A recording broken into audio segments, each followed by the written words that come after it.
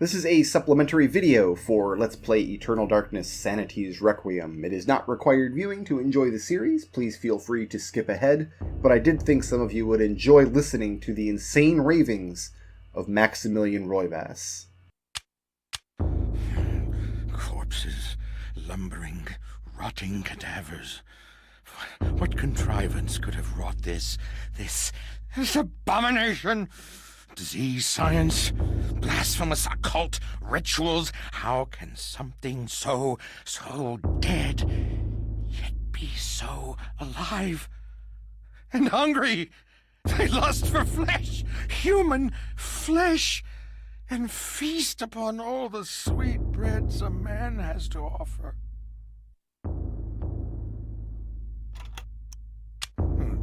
These wretched creatures, these flayed corpses, wandering, decrepit, soulless vessels, content only to gnaw on human meat, to spill human blood, even headless.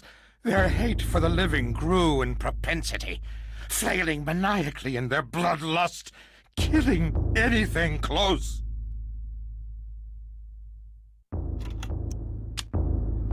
Neither the embalming salve of their wrappings nor the numbness of death could override the dominating madness that is Xenotarth, controlled, prodded into an existence by an incessant cacophony of voices, penetrating every level of their psyches.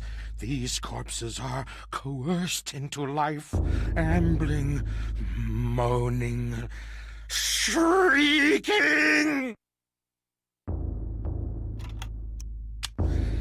Rotted from within, worried apart by the ravening fish and parasitic fetor of their sunken graves, these drowned zombies emerged, spilling their festering entrails and slopping fluids with each pain-ridden step hoping to bring an end to their pain by spreading it to others.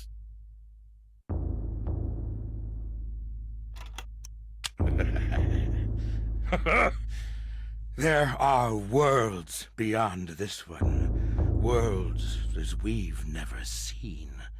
Nor can we. Our eyes do not open far enough. Try it. Try holding your eyes open. You can try holding them open as much as you want, but you'll never see, never ever see the world beyond the veil of reality.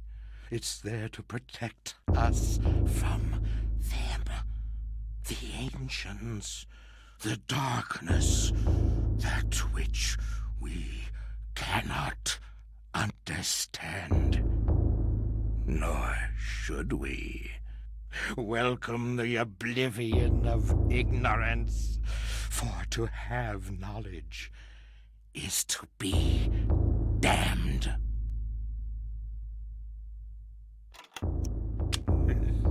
They are amongst us.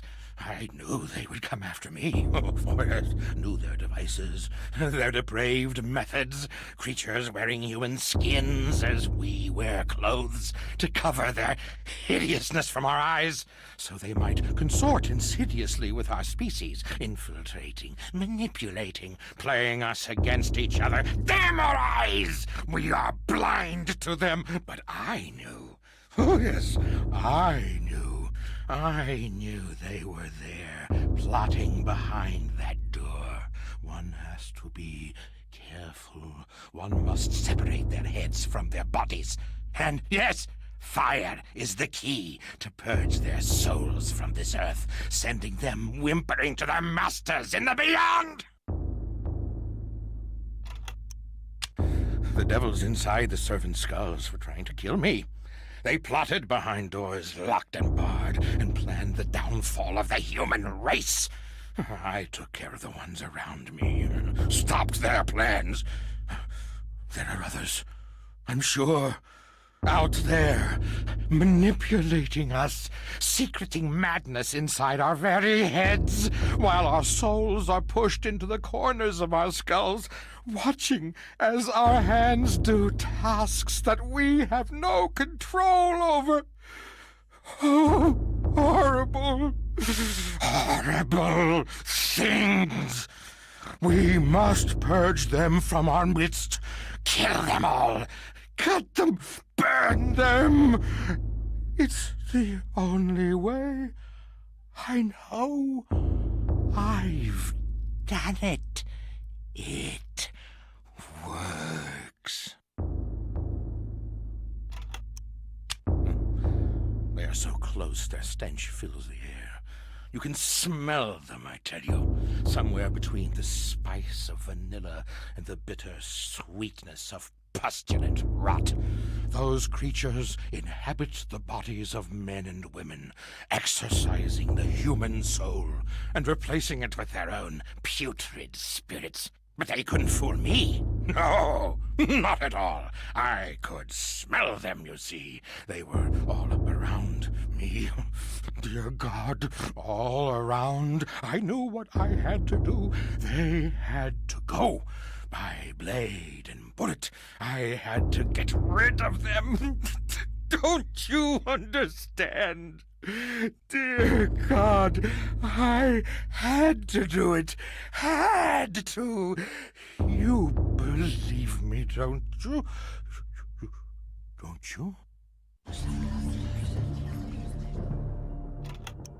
Oh, the horror. The horror. A behemoth of hatred incarnate. What manner of creature is that? A ton of flesh and sinew, wielding muscles thick as ropes strung onto claws that could crush stone and sever metal as though it were threshed wheat. Crushing, cutting. The walls shook with each step it took. Oh, the horror! An abomination. Its physiology remarkably abstract. No real organs or anything. It shouldn't work. But it did. And the mouths, those gnashing scythes of teeth. I tell you, it existed only to eat, to consume, to gnaw, to bite, to devour. Eyes? Rot their eyes. Their staring sees through your soul like looking through a window. And the lids, festooned with tiny hook-like teeth that gape and gnash. It doesn't make sense. No anatomy would form like that. But it has. Was it natural? How could it be? O unholy beast, thou must be killed, lest you corrupt my world. Have at thee! Have at thee!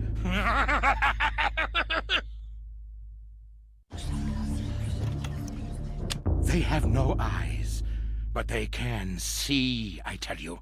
No eyes! No eyes at all, but you can feel it looking at you. It stares through you like looking through empty air, and you can feel it raking your innards with their touch.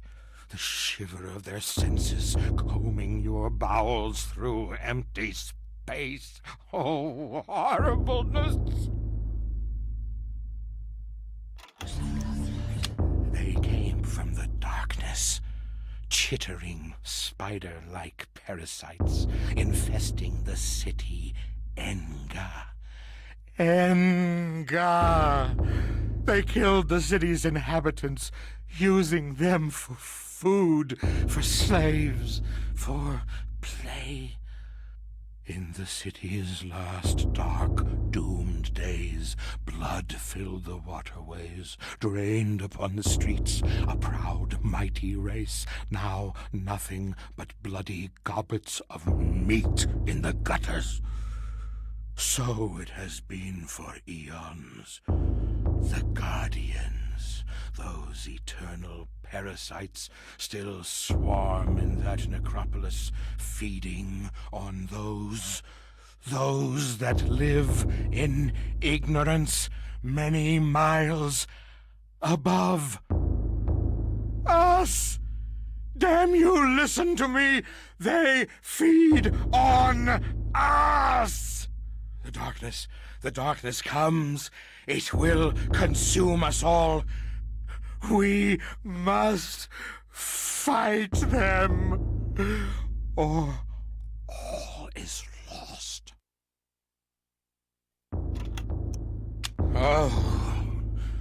Oh, gibbering insanity, wrought in flesh as though an artist had sculpted it. Created from nothing by their mistress Zelototh, a canvas as grotesque as any. Their bodies made no sense, no heads, no organs, an empty husk devoid of the trappings of nature, but it walked, it sang, it shrieked. A mockery of reason, both natural and mental, a blasphemy from beyond the veil. The veil has opened, and we should not see beyond. We weren't meant to, never, ever meant to. Oh, give us the blessing of ignorance, the happiness of oblivion. Innocence can only be tainted, never returned. Deep in those ancient caverns, a great city was lost, long before we humans, long before. The proud city of Engar, decadent and trusting, and it was their downfall.